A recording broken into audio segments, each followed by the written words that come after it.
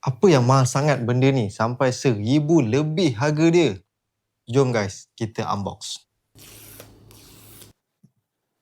Macam biasa, paperwork yang korang tak akan baca. So, ini device dia. Wow. Leather, babe. So, dia bagi juga magnetic ring untuk phone korang. Dan dia bagi juga kabel charger Type-C to Type apa ni. Benda ni nipis gila tu.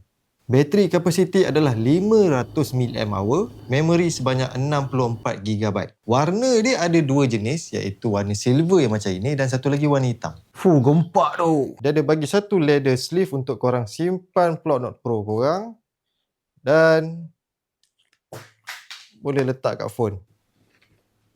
Benda ni terlalu canggih guys, aku kena baca instruction. Oh, dia kena buka kat phone.